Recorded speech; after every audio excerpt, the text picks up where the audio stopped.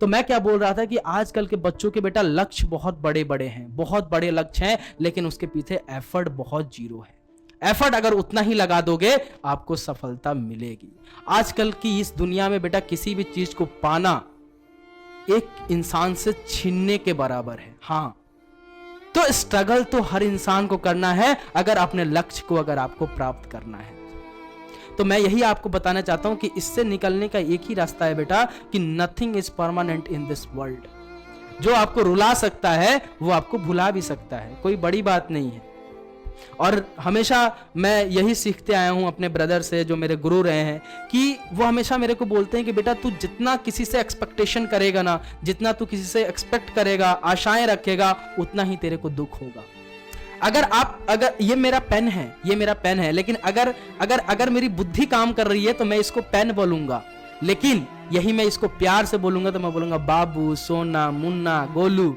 अगर मेरे को इससे प्यार हो जाएगा तो ऐसे नामे इसके निकल के आएंगे, क्योंकि उस टाइम आपका बुद्धि शून्य हो जाता है, आप भावनाओं से खेलना चालू कर देते हैं। तो आपको समझना पड़ेगा कि ये परमानेंट नहीं है।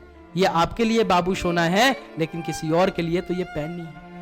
तो नथिंग इज परमानेंट। ये प्यार मोहब्बत जो चीजें होती हैं ये बेटा परमानेंट नहीं है, ये बहुत ही टेम्पररी चीजें हैं। इससे बच के रहें, डिस्ट्रैक्शन ना लगाएं। वो आपकी खुशी का ध्यान रखें तो आप भी उनकी खुशी का ध्यान रख सकें। Hello everyone, welcome to Advait Education. मैं रुद्र प्रताप सिंह आप सभी का स्वागत करता हूं आपके अपने चैनल अद्वैत एडुकेशन। तो आज का टॉपिक एक बहुत इंटरेस्टिंग टॉपिक रहने वाला है, जो आपकी लाइफ को चेंज कर सकता है, आपकी स्टडी में फोकस दिला सकता है। इस सारे डिस्ट्रैक्शन जो आपके संसार में, आपके इर्द गिर्द जो डिस्ट्रैक्शन है, आपके स्टडी में जो रुकावटें आ रही हैं, उसको ख़त्म कर सकता है। तो प्लीज़ वीडियो को अंत तक देखना, काफ़ी अच्छे से इसको फील करना, काफ़ी गहराई वाली बातें होने वाली हैं, तो प्लीज़ इसको अपने लाइफ से रिलेट करना। इसके लिए मैंने एक हैशटैग लाइन लेके चला हूँ कि वो क्या है आपके लिए, कि मन के मारे हार है, मन से जीते जीत। अगर जो इंसान बेटा, हमेशा याद रखना कि अपने मन से ही हार जाता है, अपने खुद से ही हार जाता है, वो सोच लेता है कि मेरे से अब कुछ नहीं होगा, मैं कुछ नहीं कर सकता, तो दुनिया में ऐसा कोई इंसान नहीं है जो उसको जिता सकते, जो उसे सफलता दिला सकते। लेकिन एक ऐसा इंसान जिसको कुछ नहीं आता, एकदम लिपा पोती है, उसकी जिंदगी में कुछ नहीं है उसके पास, लेकिन फिर भी वो अंदर से एफर्ट डाल रहा है, उसका अगर 90% की औकात है, फिर भी वो 100% डाल के ला रहा है, तो उसको हराने वाला भी कोई नहीं। आजकल के पता है आजकल के बच्चों की प्रॉब्लम क्या है। लक्ष्य तो बहुत बड़े बड़े हैं, आईएएस बनने के सपने हैं, आईपीएस बनने के सपने हैं, आईआईटी बॉम्बे में जाने के सपने हैं, आईआईटी कानपुर में जाने के सपने हैं, लेकिन उसके पीछे एफर्ट उनका जीरो हो जा रहा है। तो बहुत सारे बच्चे मेरे से ये पूछते हैं कि सर आप अपने लाइफ में कैसे फोकस रखते हैं, आप अपने काम के प्रति कैसे फोकस रखते हैं, आप अपने जो डिस्ट्रैक्शन होते हैं, आपके भी तो सर डिस्ट्रैक्शन होंगे। बिल्कुल सही पकड़ा, ये लाइफ बहुत ही छोटी है, एज बहुत ही कम है, लेकिन इसमें डिस्ट्रैक्शन बहुत बहुत बहुत ज़्यादा आई हैं। जैसे मैं अपने गांव में मैं जब वहाँ से 10th कर रहा था, मैं 10th गांव से ही करके आया हूँ। एक छोटा सा गांव है हमारा, वहाँ से मैं 10th पास आउट हूँ, और वहाँ से जब मैं सोचता था कि मैं भी एक दिन आईआईटी में जाऊँगा, मैं भी एक दिन इस बड़े बड़े कॉलेज में पढ़ूंगा, ऐसे सपने मेरे भी थे। लेकिन मेरे लाइफ में भी बहुत सारी डिस्ट्रैक्शन थी। मैं अपने ग्रैंडफादर जो थे, मेरे जो दादाजी, उनसे बहुत प्यार करता था, मैं बहुत लगाव थी उनसे, खाना पीना, उठना, सोना, बैठना सब उनके साथ था। लेकिन ये आईआईटी के लक्ष्य को पाने के लिए उनको छोड़ के आना था, और किसी ने तो ये भी कह दिया था कि तू मेरे लायक ही नहीं है, शकल जाके देख ले। तो बहुत सारी डिस्ट्रैक्शन बेटा लाइफ में आती हैं, लेकिन उस डिस्ट्रैक्शन को आपको कम करना पड़ता है, उसको अपनी जिंदगी से हटाना पड़ता है, अगर आपको सफलता की सीढ़ी चढ़नी है। तो मैं क्या बोल रहा था कि आजकल के बच्चों के बेटा लक्ष्य बहुत बड़े बड़े हैं, बहुत बड़े लक्ष्य हैं, लेकिन उसके पीछे एफर्ट बहुत जीरो है। मैं जब अपने गांव में बैठता था और मैं अपने डेयरी पे बैठ के सोचता था कि मैं भी जाऊंगा एक बड़े शहर में, और मैं आया जयपुर शहर में, अपने बुआ जी के घर पे आया, यहाँ पे आके अपनी स्टडी में कंप्लीट कर रहा हूँ, अभी भी चल रहा है मेरा। तो मैं वहाँ से बैठ के सोचता था कि ये बड़े कोचिंग में, मैं अपने पापा से एक बार, मैं वैसे फादर से मेरी बहुत कम बात होती है, लेकिन पापा से जाकर मैंने दिखाया, एक बहुत बड़ा कोचिंग था उस टाइम, बहुत बड़ा नाम था उसके, पापा मैं भी इस कोचिंग में पढ़ूंगा, मेरा भी एडमिशन इसमें ही होगा। लेकिन जब मैं यहाँ आया तो उसका पेपर दिया, एंट्रेंस एग्जाम दिया, मेरे से निकला नहीं, उस कोचिंग में नहीं हुआ। फिर मैंने सोचा ठीक है, इसमें नहीं है तो उसमें कर लेंगे, दूसरे कोचिंग में जाके कर लेंगे। फिर उसमें गया, उसमें भी पहली बार में नहीं हुआ। फिर एक बार और दिया एग्जाम, फिर जाके उसमें हुआ, मेरे ब्रदर ने मेरे को पढ़ाया, फिर मेरा जाके उसमें उस एडमिशन हुआ। फिर मैंने बड़े बड़े आईआईटी के जो इंस्टीट्यूट हैं उसके सपने देखने लग गए कि नहीं अब तो आईआईटी कानपुर, आईआईटी बॉम्बे में पढ़ूंगा। फिर धीरे धीरे पता चला कि ठीक है आईआईटी में नहीं होगा तो एनआईटी में कर लेंगे। फिर एनआईटी भी देखा, मैंने सोचा चलो एनआईटी में भी नहीं होगा तो भैया कोई प्राइवेट कॉलेज से बी कर लेंगे, बीटेक कर लेंगे। फिर मैंने सोचा चलो बीटेक नहीं हुआ, अगर इसमें भी नहीं होगा तो कुछ और कर लेंगे, लेकिन हार नहीं माना। मतलब अपने लाइफ के आप सबसे बदतर से बुरा सोच लो कि ये नहीं तो इससे बुरा अब मेरे लाइफ में क्या ही होगा, और फिर आप किसी भी जंग की तैयारी करो, किसी भी अपने एम की तैयारी करो। और बेटा बुरा से बुरा सोच के एफर्ट लेकिन वही होना चाहिए जो पहली मंजिल की थी, एफर्ट उतना ही लगाना है। एफर्ट अगर उतना ही लगा दोगे आपको सफलता मिलेगी। आजकल की इस दुनिया में बेटा किसी भी चीज को पाना एक इंसान से छीनने के बराबर है। हाँ, भगवान तो उसको देने जा ही रहा था कि जब तक उससे ज्यादा आपने एफर्ट मारा और उससे छीन लिया। आजकल की इस दुनिया में किसी भी चीज को पाना हलवा नहीं, पाना इन द सेंस दूसरे से छीनना है। दूसरे की मुंह की रोटी यहां तक गई, उसको यहां से आप छीन के लेके चले गए। ये है आज की दुनिया।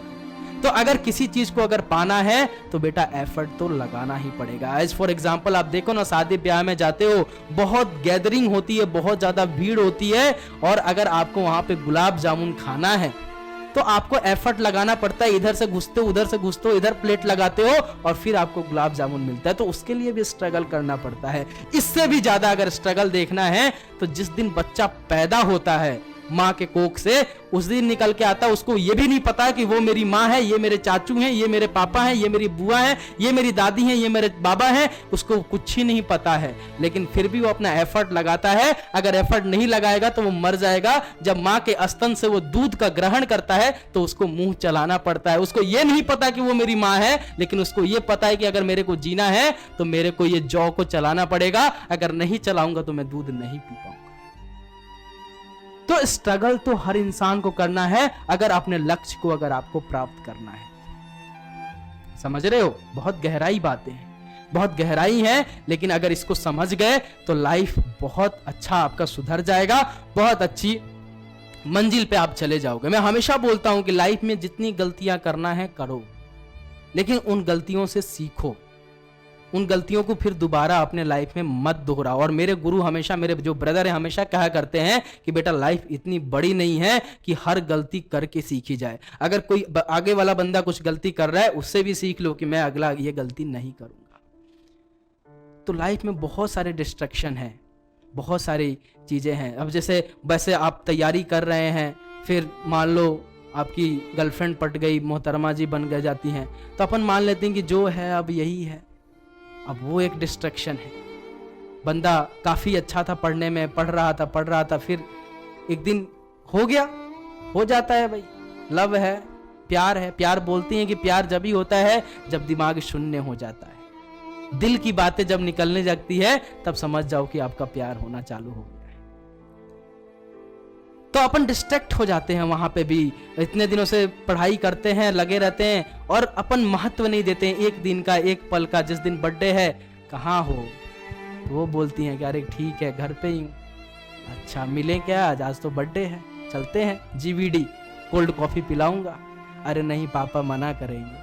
अरे नहीं आज की तो बात है, चलो ना एक दिन चलते हैं। अब वो चले जाते हैं, कोचिंग छोड़ देते हैं बर्थडे के दिन, लेक्चर्स स्किप कर देते हैं बर्थडे के दिन और चल जाते हैं कोल्ड कॉफी पीने।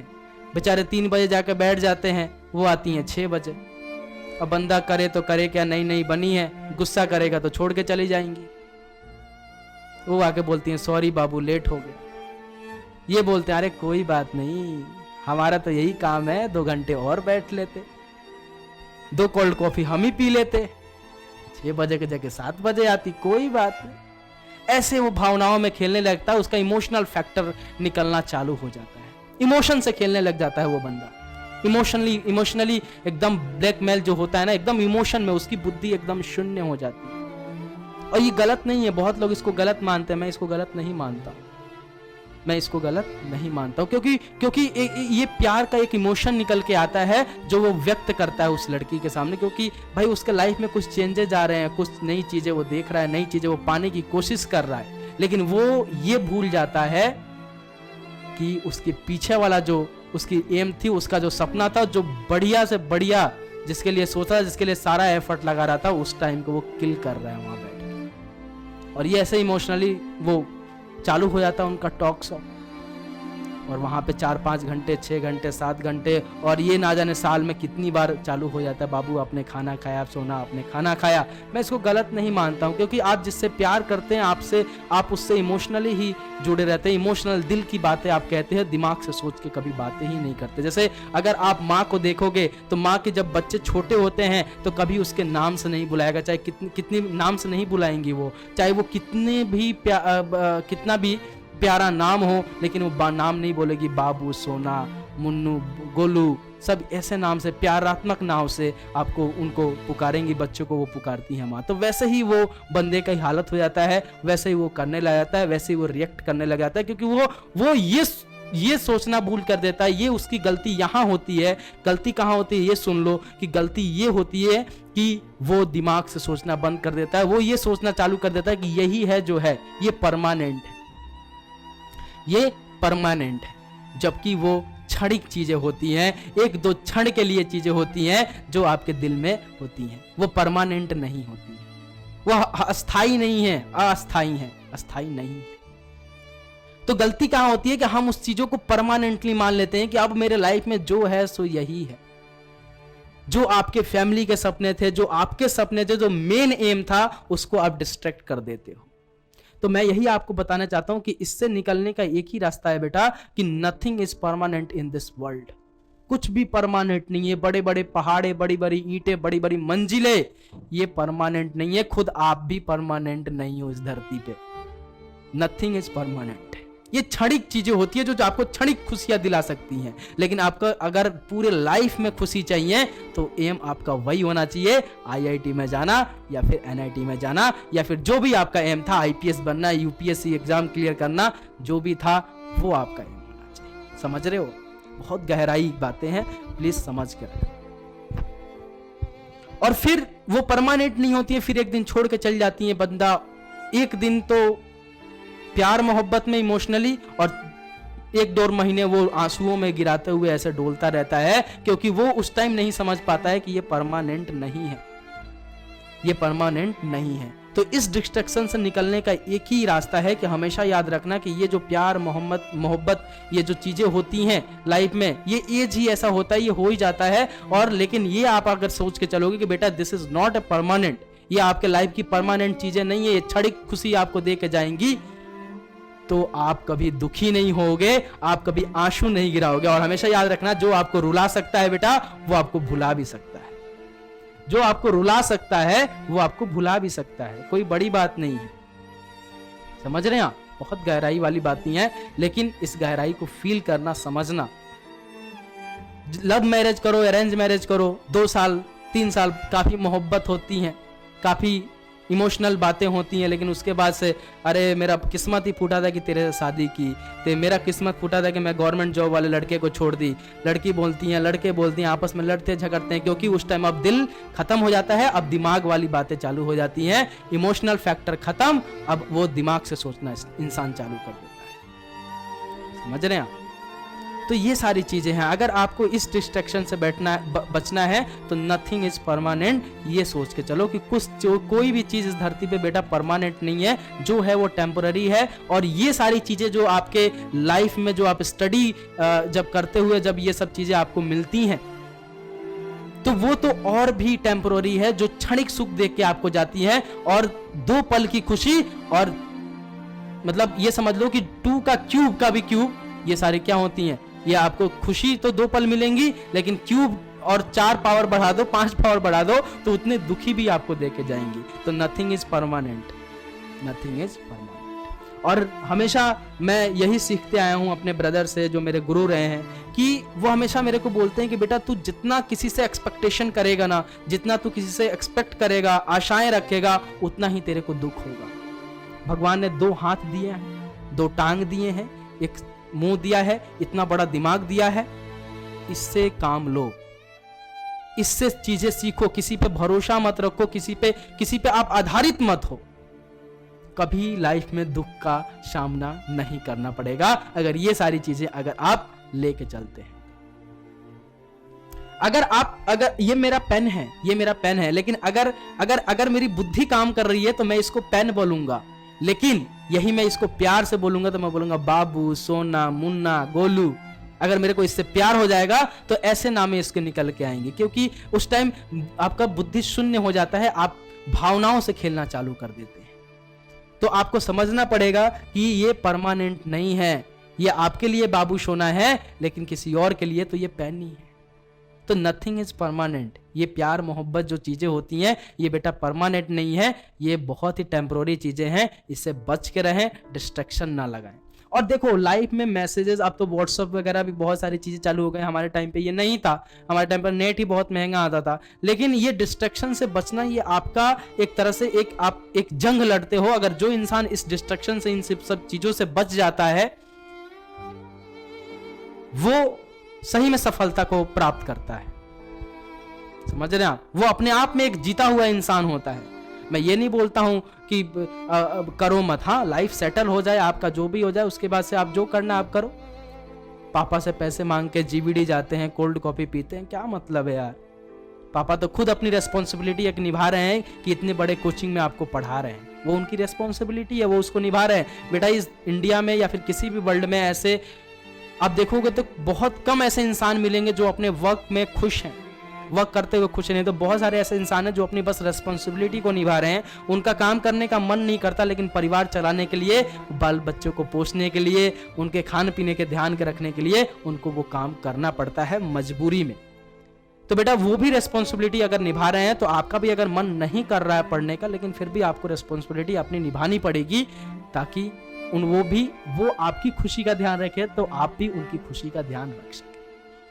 ठीक है, तो मिलता हूं बहुत जल्द। आई होप कि आपको ये सारी बातें काफी अच्छे से पसंद आई, काफी अच्छे से समझ आई। तो प्लीज इसको रिलेट कीजिएगा लाइफ में, काफी सारी चीजें इससे सीखिएगा। मिलता हूं बहुत जल्द, अभी के लिए इतना ही। Bye bye, take care and जय हिंद।